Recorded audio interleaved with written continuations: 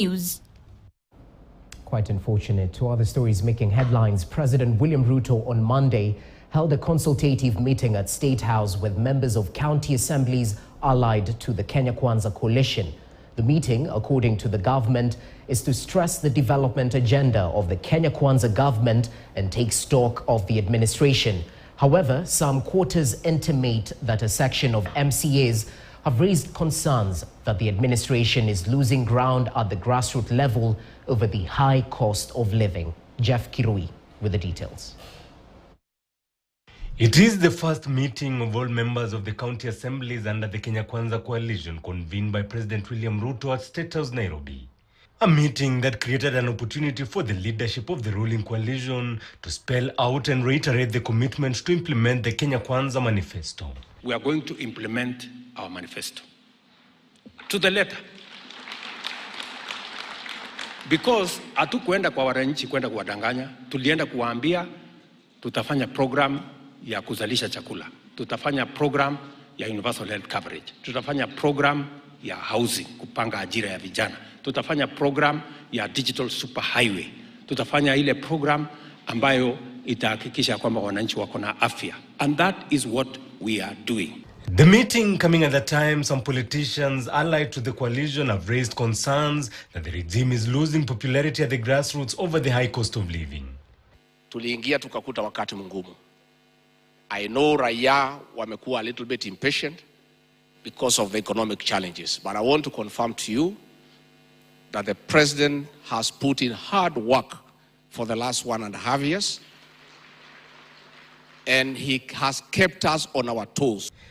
Despite pressure from politicians who have decried that the high cost of commodities, including fuel, has made it difficult for them to engage the electorate, President Ruto is said to be adamant that the status quo remains as is.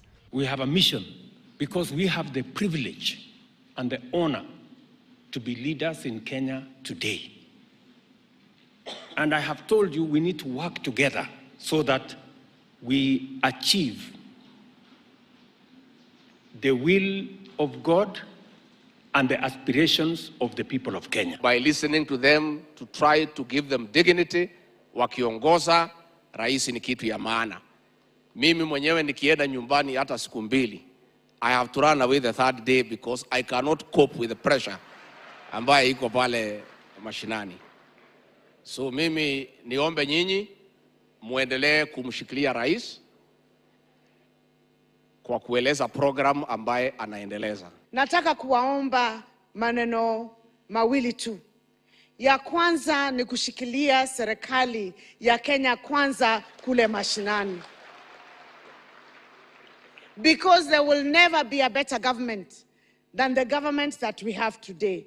During the session, President sought to transmit his affordable housing agenda to the grassroots through the county legislators. It is the biggest employer. Jua tukisema saa zingine they will be working, watu tu wanaona mtu ya kusukuma wheelbarrow pale kwa mjengo. Architect ako hapo ndani kwa hiyo juu ya hiyo wheelbarrow, mwenye kuchora nyumba. Iko quantity surveyor mwenye kufanya hesabu. Iko engineer mwenye kuchora chuma. Iko stone fixer, iko plumber, iko carpenter, iko nani, wamejazana huko ndani. Na kuna msururu ya watu wanafanya kazi mpaka kwa factory. The project has elicited strong reactions, ending up with the court storming unconstitutional of the housing levy that was meant to finance the housing projects.